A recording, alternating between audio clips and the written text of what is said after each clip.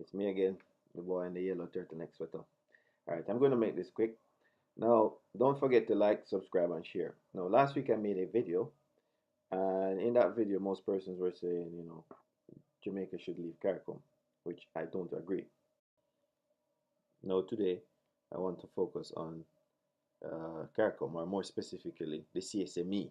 CSME, CARICOM Single Market and Economy. Now, contrary to popular belief, we have a single market, the CSM, CARICOM single market, but we don't have an E, a single economy, and I'm going to explain. Now, in a single market, goods, services, capital, and people move freely without restriction. You don't need any, you just need your passport, you don't need any visa. In terms of goods, there's no duties, there's no tariff, there's no restriction or no quota restriction, right? So goods move freely across a trade block. Goods and services, that is. Now, in terms of a single market, we're referring to a currency union, also known as a monetary union. For example, in the European Union, you have what you call the Eurozone, right? And I'm going to explain all of this. Now, to get into the reasons why Jamaica should remain in CARICOM. Now, outside of CARICOM, Jamaican manufacturers, they have access to 2.8 million people. Now, inside CARICOM, they have access to 60 million people. Now, that's a larger market. It goes without saying. Now, even though the single market of CARICOM facilitates free trade, it is a competition. And it is a competition dominated by Trinidad and Tobago. Now, as we can see, Trinidad and Tobago has a trade surplus with every single CARICOM member state, right?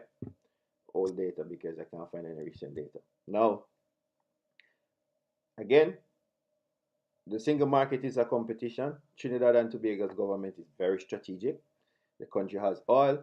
The government, rather than hiring everybody in the energy sector, what they do is to build a large manufacturing sector and subsidize by cheap energy. So, for example, it will take 10 cents to make a bula in Trinidad. When it comes on the regional market, it sells for 15 cents US. Now, it would take 15 cents or 20 cents US dollars to make the same bula in Jamaica. When it goes on the regional market, it might sell for 25. Now, because Jamaican manufacturers, they use fossil fuel, which is imported. So our main sector, our manufacturing sector, is not competitive, right? That's a simple reason.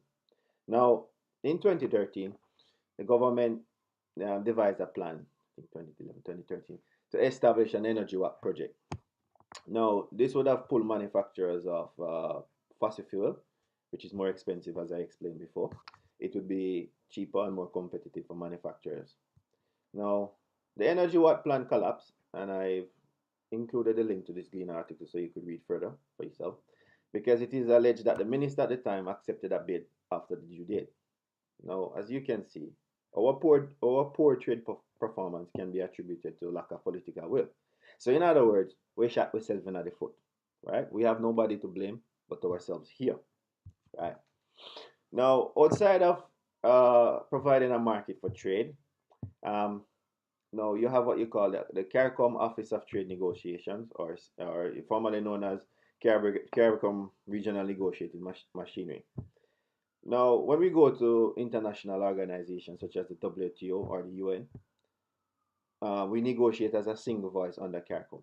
Now, as a single country, nobody would really take Jamaica seriously, but as a collective, we make a difference, right? In terms of CARICOM, again, we have a regional university, the University of the West Indies, where heads of government contribute to the regional university's budget. Let's say we pull outside of CARICOM. You have a child going to UA, and the tuition fees normally 3,000 US dollars for a social science degree.